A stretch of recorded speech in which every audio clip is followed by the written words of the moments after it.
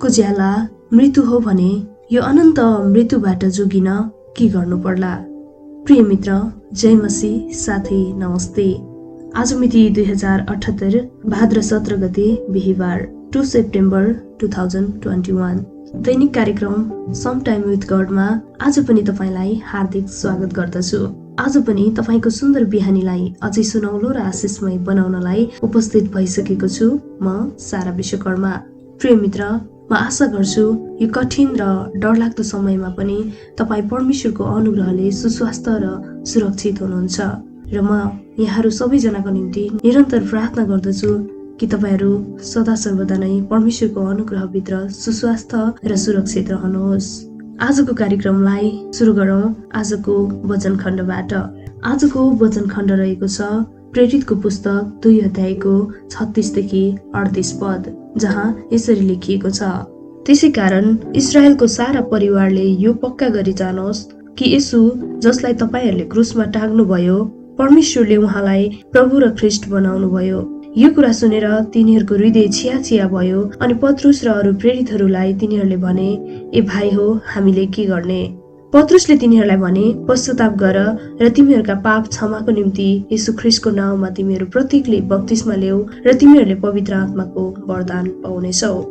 प्रिय मित्र, हिजोको कार्यक्रममा हामीले मानिसको जीवनको सबैभन्दा मुख्य पाप चाहिँ येशू ख्रीष्टलाई विश्वास नगर्नु अथवा परमेश्वरलाई आफ्नो जीवनको प्रभु र मालिक नबनाउनु र म आफै मेरो जीवनको प्रभु र मालिक हुँ भनेर घमण्ड गर्नु चाहिँ हाम्रो जीवनको मुख्य पाप हो भनेर हेरेका थियौं। र यो पापको ज्याला चाहिँ अनन्त मृत्यु हो, किनभने हामीलाई पृथ्वीमा हुँदाखेरि प्रशस्त समय दिइएको छ र पृथ्वीमा रहन्जेल हामीले येशू ख्रीष्टलाई विश्वास गर्ने त्यो समय मौका परमेश्वरले हामीलाई दिनुभएको छ। यदि हामीले यस पृथ्वीमा छँदा नै येशू ख्रीष्टलाई विश्वास नगरेकोमा र आफ्नो जीवनको मालिक आफै भएको खण्डमा यसको क्षमा दिने कुनै पनि विकल्प नभएको र मृत्यु पश्चात आत्मामा हामीले अनन्त मृत्युलाई भोग्नु पर्ने र त्यो पापको ज्याला चाहिँ अनन्त मृत्यु हो भनेर हिजोको कार्यक्रममा हेरेका थियौं।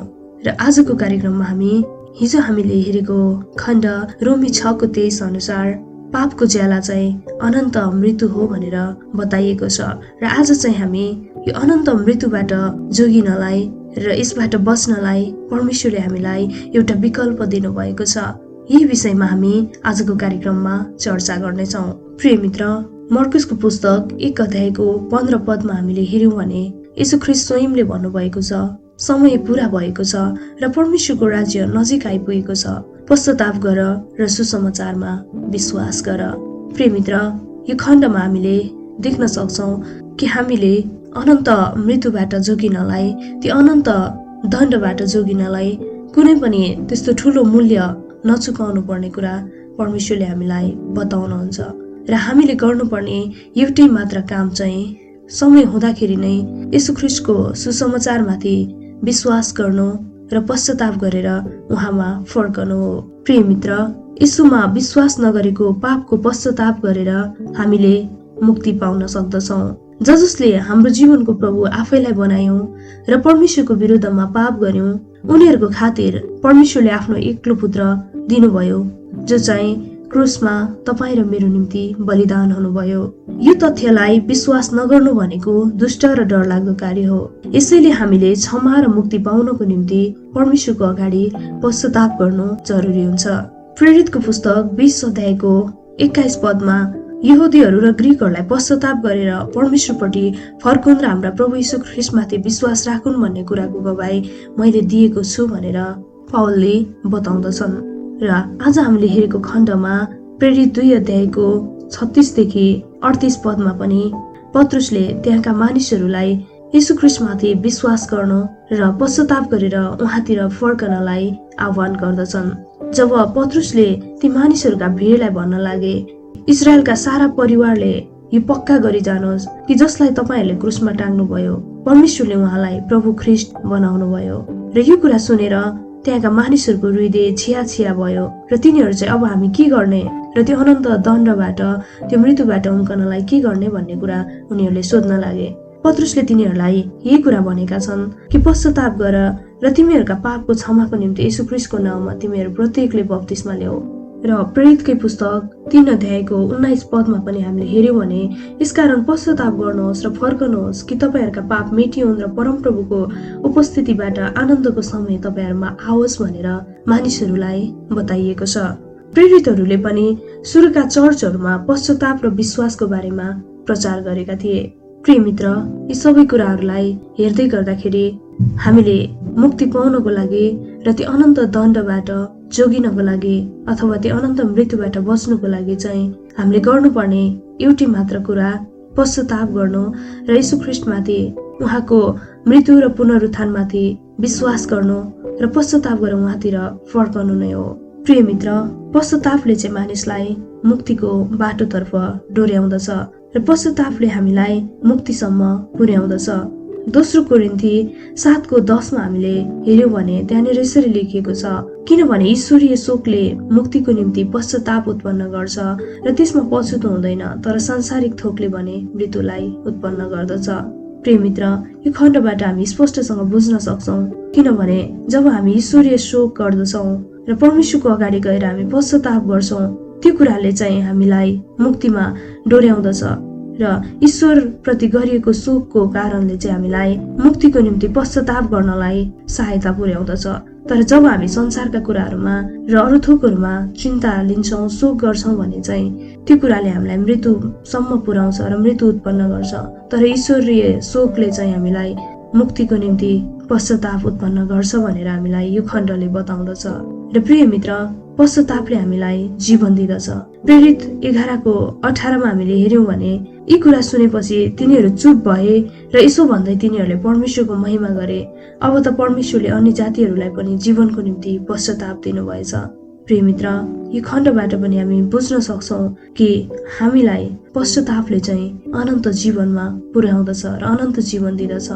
त्यस्तै गरेर जब हामी ईश्वरीय पश्चातापमा जान्छौं, परमेश्वरको अगाडि गएर पश्चाताप गर्दछौं भने त्यो पश्चातापले चाहिँ तपाईँ र मेरो पापलाई क्षमामा पुर्याउँदछ र परमेश्वरले तपाईँ र मेरो पापलाई क्षमा गर्न सक्नुहुँदछ।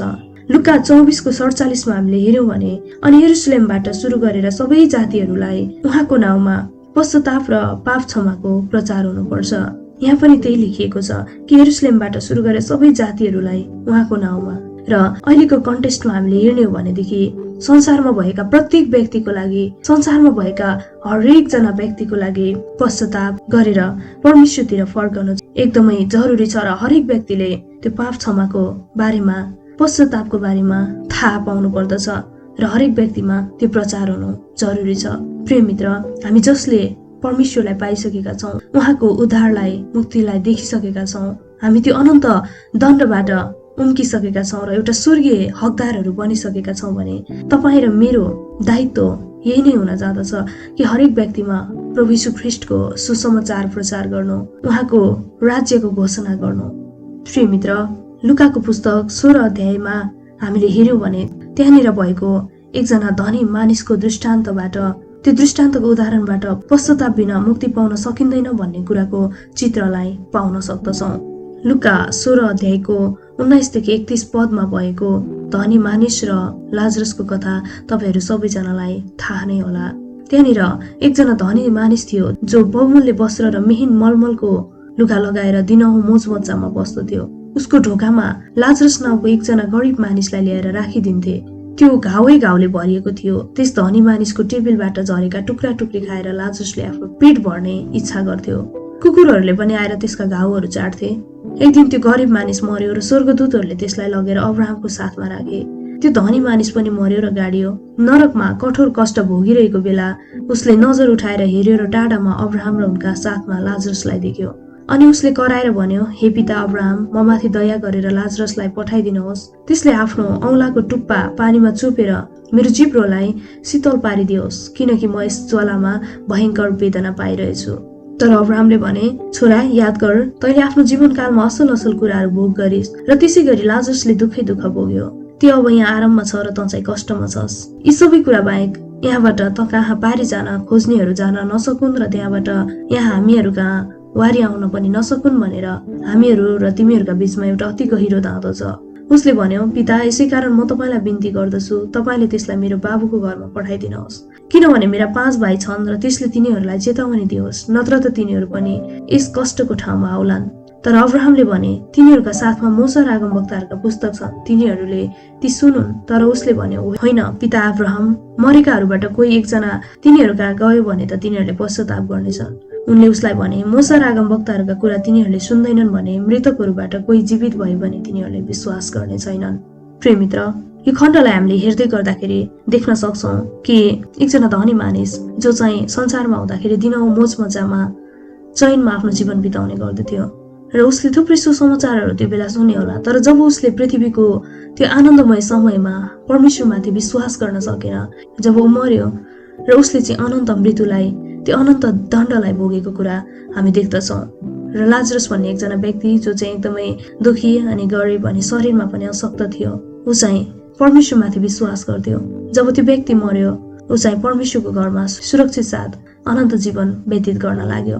जब यो कुरा त्यो धनी मानिसले देख्यो, त्यो धनी मानिसले भन्न लाग्यो, त्यो लाजरस आएर चाहिँ उसको औँलामा एक थोपा पानी चोपेर मेरो जिब्रोलाई शीतल बनाइदियोस्। प्रिय मित्र, यसबाट हामीले यो कुरा बुझ्न सक्छौँ कि त्यो समय अब त्यो धनी मानिसको लागि निकै नै ढिलो भइसकेको थियो। अब चाहिँ उसले जतिसुकै पश्चाताप गरे तापनि त्यहाँनिर हुनेवाला केही पनि थिएन। अब सबै कुराहरू गर्नलाई समय सकिसकेको थियो। जब समय सकियो, त्यो बेलामा गरेको पश्चातापले चाहिँ कुनै पनि फाइदा दिएन। र यो खण्डको 26 पदमा भनेको छ कि हामीहरू र तिमीहरूको बीचमा एउटा गहिरो धाँधो छ र त्यो धाँधोलाई चाहिँ कसैले पनि मेटाउन सक्दैन। र त्यो कुरा गर्नको लागि, त्यो धाँधोलाई मेटाउनको लागि चाहिँ पृथ्वीमा नै ख्रीष्टको सुसमाचार दिएको छ, परमेश्वरका वचनहरू दिएका छन् र यीशु ख्रीष्टको पुनरुत्थान, उहाँको क्रुसीकरणको गवाहीहरू हामीसँग छन्। र त्यो सत्य प्रमाणमाथि, त्यो अकाट्य प्रमाणमाथि हामीले विश्वास गरेर त्यो अनन्त मृत्युको दण्डलाई हामीले हाम्रो जीवनबाट हटाउन सक्दछौँ। प्रिय मित्र, यो खण्डबाट हामीले स्पष्ट बुझ्न सक्छौँ पृथ्वीमा हुँदाखेरि नै हाम्रो लागि त्यो मौका दिइएको छ कि यीशु ख्रीष्टमाथि विश्वास गरेर त्यो अनन्त दण्डबाट जोगिनलाई। र त्यो धनी मानिसले भन्दछ, म त यो कष्टमा परिहालेँ, पृथ्वीमा मेरा 5 भाइहरू छन्, तिनीहरूलाई चाहिँ गएर लाजरसले भनिदियोस् कि पृथ्वीमा हुँदाखेरि नै परमेश्वरमाथि विश्वास गर, पश्चाताप गर भनेर, नत्र त तिनीहरू पनि यो कष्टमा आउलान् भनेर। तर त्यहाँनिर एउटा मिठो जवाफ दिएको छ, तिनीहरूलाई पृथ्वीमा विश्वास गर्नलाई मूसा र अगमवक्ताका पुस्तकहरू दिएका छन्, तिनीहरूले त्यो सुनुन् र त्यसैबाट विश्वास गरून्। र अझै पनि मूसा र अगमवक्ताका पुस्तकहरू, परमेश्वरका वचनहरू तिनीहरूलाई दिएको छ, र पनि तिनीहरू विश्वास गर्दैनन् भने मरेकाबाट कोही उठेरै गए तापनि तिनीहरूले विश्वास गर्दैनन्। किनभने यीशु ख्रीष्ट मृत्युलाई जितेर बौरेर उठेर तिनीहरूको सामुन्ने जाँदा पनि मानिसहरूले चाहिँ यीशु ख्रीष्टलाई विश्वास गर्न सकेनन्।